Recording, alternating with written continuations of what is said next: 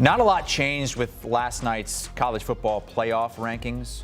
Did see Oregon move up to 6. They flip-flop with Ole Miss as Ole Miss comes down to 7. Miami moved ahead of Utah. They're ranked 12th, but in that 11 seed spot right now as the highest ranked ACC team.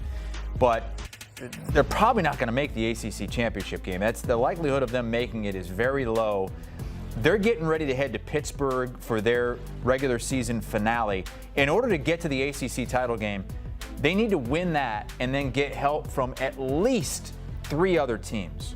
The pathways are really, really hard to see. Their likely path is winning and seeing somebody ahead of them in the top 10 stumbling like an Alabama potentially or an Oklahoma, and then getting an at-large. As you look at their resume, which has that big win against Notre Dame. Danny Kanell is here. Sportsline puts it at about 35% right now that Miami gets in. What do you think their chances are?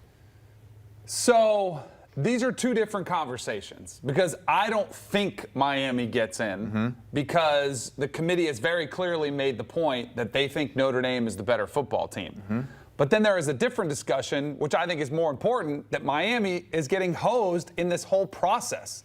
Like in Hunter Yurachek, the committee spokesman last night, was like all enthusiastic saying, well, we've been so into Miami. Look how high we've moved them. We've moved, like, they went from 18, like, congrats. Like, he's almost like he wants to give them a cookie for the success they've had, when they are completely missing the point that Miami should be compared to Notre Dame because their resumes are almost identical, and Miami beat them head to head. I think it's an egregious misstep by the committee, and I think they've been wrong all along.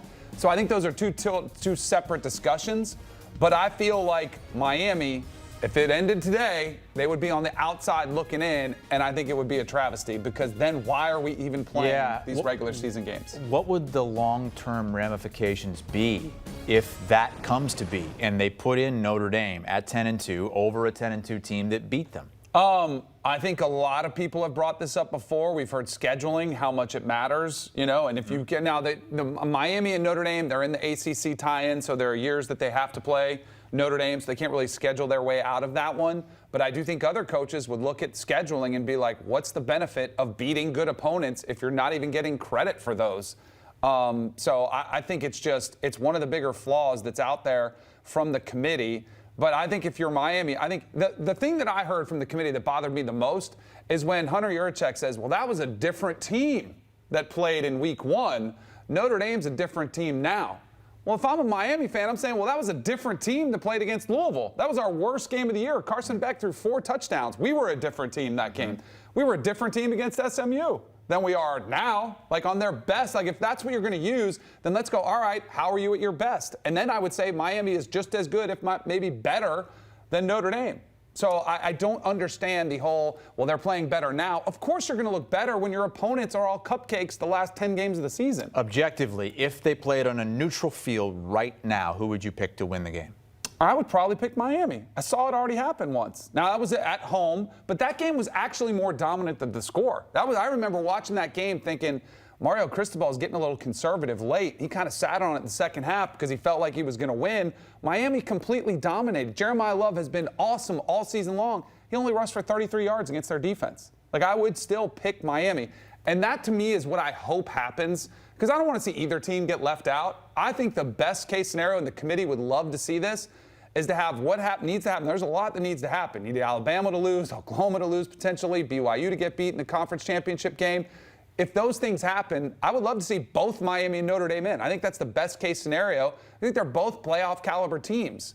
But one of them, it does feel like, is going to get screwed, and unfortunately, I think it's going to be Miami. Yeah, or Miami somehow gets all those dominoes to fall in the ACC, and they get to the ACC championship game, and then you get to kick out a Georgia Tech or whoever might end up with that at-large bid. What's interesting is if you were Jim Phillips, the commissioner of the ACC, and let's say you were in a system where you got to pick your best team. You'd have to pick Miami, right?